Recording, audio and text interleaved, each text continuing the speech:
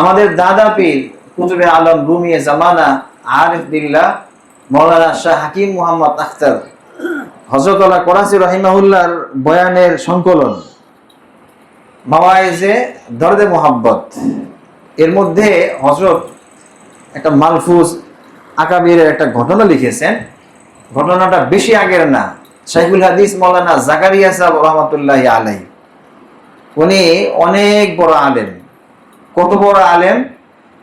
তার একটা কিতাব, যে কিতাবের নাম ফাজাইল আমাল, তিনি লিখেছেন তার ভাষায়, উর্দু ভাষায়। এই কিতাবটা উলামা এবং সর্বমহলে সমগ্র বিশ্বে এত বেশি পরিমাণে সমাদৃত, মুরব্বিয়ানে কেরাম বলেন সারা বিশ্বের প্রায় সব দেশেই, অধিকাংশ দেশেই এর অনুবাদ হয়ে গেছে।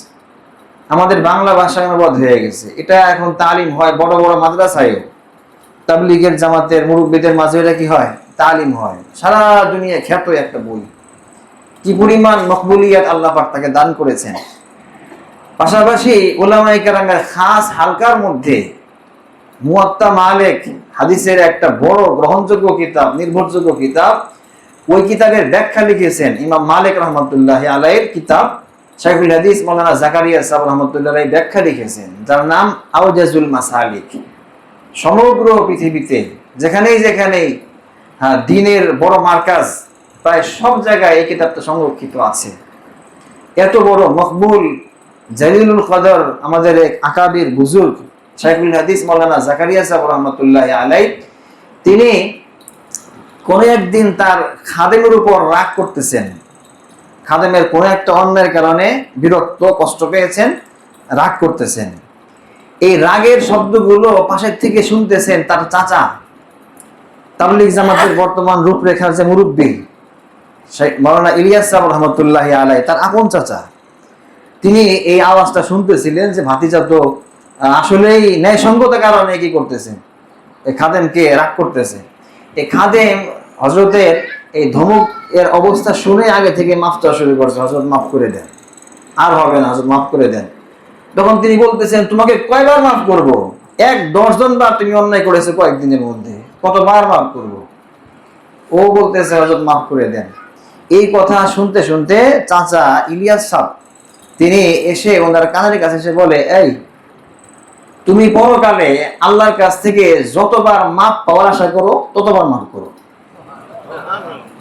আল্লাহর কাছ থেকে তুমি পরকালে যতবার মাফ পাওয়ার আশা করো, দরকার তোমার মাফ পাওয়া, ঠিক ততবার মাফ করো।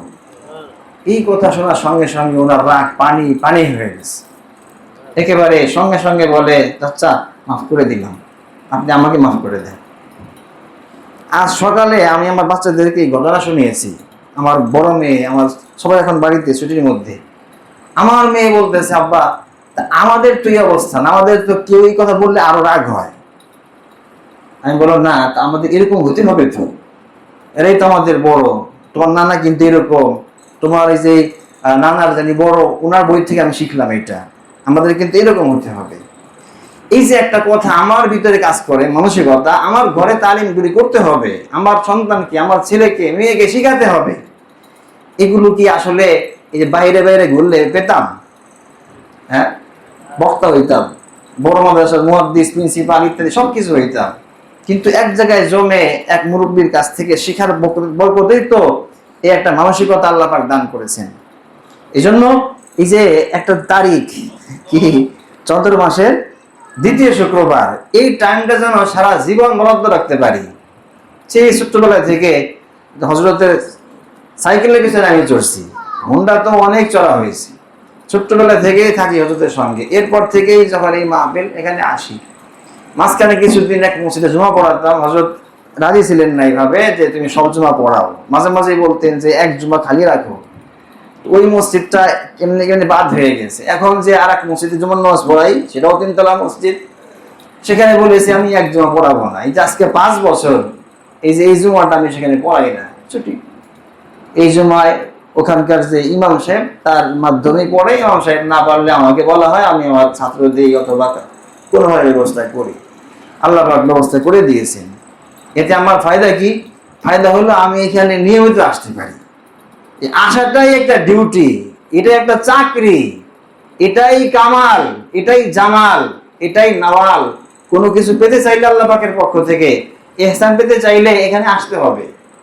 নিজেকে সারা জীবন কোনো না কোনো একজন মুরব্বীর হাতে সুপর্দ করে রাখতেই হবে, অন্যথায় জিন্দেগি সুন্দর হবে না। হযরতের মুখ থেকে শুনেছিলাম একবার, হযরতে হাফিজি হুজুর রহমাতুল্লাহি আলাই শেষ জামানায় বলতেন যে এখন আমাকে যে পিঠে ভাবে থাপ্পড় দিয়ে বলার মতো কোনো লোক নাই যে মুহাম্মদুল্লাহ এই কাজটা তুই কেন করলি। এই জামানায় আমার কোনো কি নাই, লোক নাই। এখন আমি কিভাবে সংশোধন হয়ে সংশোধিত অবস্থায় আল্লাহ দরবারে হাজির হব, মাঝে মাঝে টেনশন লাগে, নিয়ে বলে বলে কাঁদতেন। আমি একবার নিজে দেখেছি আমার স্বচক্ষে, জামিয়া রহমানিয়া আরাবিয়া হযরত মাওলানা মুফতি মনসুর হক সাহেব দাওয়াত বারাকাতুমের অংশে আমার ভাই যেবার খতমে বুখারী করেন, ওই আমি আসরের পরে বয়ান শুনতে গেছিলাম। আসরের নামাজের পরে সময় ফাঁকা থাকে, আমরা পাশের বিল্ডিং, এখানে হলো খতমে বুখারী। তো ছোট্ট পরিসরে অনেক মানুষ, ওলামায়ে কেরামের ভারী মজমা, ওই 3 সিটের গলির মধ্যে দাঁড়িয়ে দাঁড়িয়ে শুনতেছিলাম। পাহাড়পুরি হুজুর বয়ান করতেছিলেন আসরের নামাজের পরে। 7 মসজিদ থেকে আসর পড়লাম, বয়ান শুরু করলেন, আমরা ওই সময় গেলাম। বয়ানের শুরুতে খুতবা পড়তেছেন, পড়তে পারেন না, কান্নায় ভেঙে পড়তেছেন। খুতবা দেওয়ার পর এরপরে একদম কথা বন্ধ, একেবারেই কথা বন্ধ। এই কথা বন্ধ, এই কান্নার অবস্থায় পুরা মজমা কাঁদতেছি। তা আমরা দাঁড়িয়ে দাঁড়িয়ে কয়েকজন এখান থেকে গিয়েছি, আমরাও কাঁদতেছি। উনি হঠাৎ করে বলতেছেন যে ভাই খুব দোয়া চাই, অসুস্থ অসুস্থ, যে ডাক্তারের প্রেসক্রিপশন নিতাম সেই ডাক্তারও মারা গেছে। এই কথা বলাতে আরো পুরা মজমা কাঁদতেছে। এই 5 মিনিট আনুমানিক যদি মুবালাগা না করি, লম্বা একটা সময়, কোনো কথা নাই, সবাই কাঁদতেছে। এরপর বললেন আমার ডাক্তার ছিলেন হযরত হাফিজি হুজুর রহমাতুল্লাহ।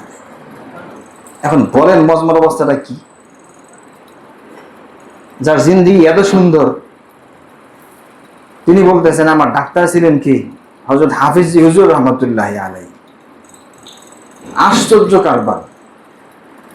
যাদেরকে আমরা বলতে পারি জান্নাতি মানুষ, যাদের ওসিলা দিয়ে দোয়া করতে মনে চায়, তারা বলেন ডাক্তার নাই, এখন আমি তো রোগী, আমার রোগ মুক্তির কোনো উপায় দেখতেছি না। দোয়া চাই আপনাদের কাছে, আল্লাহ যেন আমাকে রোগ মুক্ত অবস্থায় দুনিয়া থেকে ঈমানের সঙ্গে বিদায় করেন। এই জন্য ভাই, এই যে ডেট, এই চন্দ্র মাসের 2য় শুক্রবার হুজুরের মাহফিল হয়, এত হালকা না বিষয়টা, যেমনটা আমরা মনে করি। আজকে আমার বিয়ের অনুষ্ঠান আছে, দাওয়াত আছে, আজকে যাই পারবো না ভাই, বলে দিলাম আজকে আমি যাবো না। এত হালকা না এটা, এটা জীবন গড়ার একটা মজমা।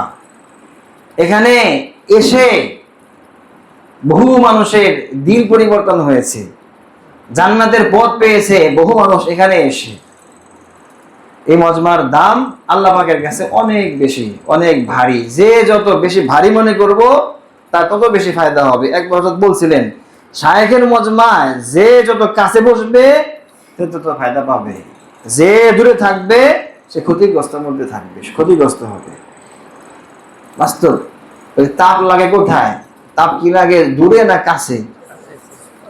এখানে একটা বরফের খণ্ড রাখি, 1 বালতি বরফ এখানে রেখে দেই, দেখবেন যারা আশপাশে আছে সবাই ঠান্ডা, দূরে ঠান্ডা কম লাগবে। হ্যাঁ, মজমায় থাকলে সেই মজমার লাগাওয়ের কারণে পেয়ে যাবে, কিন্তু যারা বেশি কাছে এদের ঠান্ডা বেশি লাগবে। আল্লাহ পাক আমাদের সবাইকে বোঝার তৌফিক নসিব করেন। আর 4 মিনিট সময় আছে। কোরআনে কারীমের একখানা আয়াত পাঠ করেছি। আল্লাহ পাক বলেন ওয়া আশিরুহুন্না বিল মারুফ। আমাদের দাদা পীর হযরত আল্লাহ করাছেন রহমাতুল্লাহ আলাইহি এর তরজমা করে পরে লিখছেন, এক জায়গায় বলেছেন যে আল্লাহ তাআলা আমাদের স্ত্রীদেরকে ভালো ব্যবহার করবার জন্য আমাদের কাছে সুপারিশ করছে। তোমরা কি করো? স্ত্রীদের সঙ্গে ভালো ব্যবহার করবে। তাহলে এই বিষয়টা কত গুরুত্বপূর্ণ। তারা ভালো ব্যবহার পাওয়ার কি উপযুক্ত, তারা ভালো ব্যবহার পাওয়ার উপযুক্ত। তোমরা তাদের সঙ্গে ভালো ব্যবহার করবে। এটা কার সুপারিশ? আল্লাহর সুপারিশ। আল্লাহর সুপারিশ কিনা সুপারিশ না, নির্দেশ সরাসরি। যদি কেউ স্ত্রীকে কষ্ট দেয় আল্লাহ পাকের এই নির্দেশ অমান্যকারী। সবাই যেন স্ত্রীদের সঙ্গে সুন্দর ব্যবহার করতে পারে। কোরআনে কারীমের আরেকটা আয়াত আল্লাহ পাক বলেন, হুন্না লিবাসুল লাকুম ওয়া আনতুম লিবাসুল লাহুন। তারা অর্থাৎ স্ত্রীরা তোমাদের লেবাস, আবার তোমরাও কি তাদের লেবাস, পোশাক। মানে একজন আর একজনের জন্য কি পোশাক। স্বামী স্ত্রীর জন্য পোশাক, স্ত্রী স্বামীর জন্য কি পোশাক। এর কি অর্থ? আমাদের সিলসিলার দাদা পীর, বড় পীর হাকিমুল উম্মত থানভী রাহমাতুল্লাহ আলাইহি বলছেন যে এখানে রূপক অর্থে আল্লাহ পাক পোশাক বলেছেন, এর অর্থ পাঁচটা। কয়টা? পাঁচটা। এক নাম্বার সাতির। পোশাক যেমন পোশাক পরিহিত ব্যক্তিকে ঢেকে রাখে, তার সতর দেখা যায় না, সতরকে ঢেকে রাখে, ঠিক তদ্রূপ স্বামী তার স্ত্রী দোষ ত্রুটি ঢেকে রাখে, আবার স্ত্রী তার স্বামীর কি দোষ ত্রুটি ঢেকে রাখে। এই হলো একটা অর্থ কি সাতির। দুই নাম্বার মুহাফিজ। পোশাক যেমন পোশাক পরিহিত ব্যক্তির সংরক্ষণ করে, ঠিক তদ্রূপ স্বামী তার স্ত্রী সংরক্ষণ করে সবকিছু, আবার স্ত্রীও তার স্বামীর কি করে সবকিছু সংরক্ষণ করে। কয়টা হলো? দুইটা। তিন নাম্বার মুজাইয়িন। পোশাক যেমন পোশাক পরিহিত ব্যক্তির সৌন্দর্য বৃদ্ধি করে, সাজিয়ে তোলে। কাপড় যত সুন্দর তত কি হয় সাজে, ঠিক তদ্রূপ স্বামী তার স্ত্রীর জন্য সৌন্দর্য বৃদ্ধিকারী, স্ত্রী তার স্বামীর জন্য কি সৌন্দর্য বৃদ্ধিকারী। কয়টা হলো? তিনটা। চার নাম্বার মুলাবিস। পোশাক যেমন পোশাক পরিহিত ব্যক্তিকে জড়িয়ে রাখে, মায়ার চাদরে সবসময় জড়িয়ে রাখে, অনুরূপ ভাবে স্বামী তার স্ত্রীকে মায়ার চাদরে জড়িয়ে রাখে, স্ত্রীও স্বামীকে মায়ার চাদরে কি জড়িয়ে রাখে। কয়টা হলো? চারটা। পাঁচ নাম্বার তাবে। পোশাক যেমন পোশাক পরিহিত ব্যক্তির তাবে, আমি যেখানে যাই আমার সঙ্গে কি হয় পোশাকও যায়। মানে ব্যক্তি মাতবু আর পোশাক কি তাবে, ঠিক তদ্রূপ স্বামী মাতবু স্ত্রী তাবে, আবার স্ত্রীও মাতবু স্বামী কি তাবে। একটা জীবন পূর্ণাঙ্গ হয় এই পাঁচটা অর্থ একসঙ্গে হলে। এজন্যই আল্লাহ পাক রব্বুল আলামিন স্বামীকে স্ত্রীর পোশাক আর স্ত্রীকে স্বামীর পোশাক সাব্যস্ত করে দিয়েছেন। এই যে আজকে আমাদের এই যে এই কারি আনোয়ার ভাই আর খায়রুল ভাই দুই বিআই, ওনারা যে বয়ান দিলেন ওই বয়ানের কারণে আমার এই কথাগুলি মনে পড়েছে। ওনাদের পরিবার কত সুন্দর। কি উনি বলেন জান্নাতি হুর পেয়েছে উনি বলে, আর উনি তো বলতেই থাকে সবসময়। এটা কি কারণে হয়েছে? এটা এই যে চন্দ্র মাসের দ্বিতীয় শুক্রবার ওনারা বলে গেছেন, এটা হয়েছে কি এই চন্দ্র মাসের দ্বিতীয় শুক্রবারের কারণে। এটা ওনাদের বক্তব্য আমি নকল করলাম। আল্লাহ পাক আমাদেরকে চন্দ্র মাসের এই দ্বিতীয় শুক্রবারকে কদর করবার তৌফিক নসিব করেন।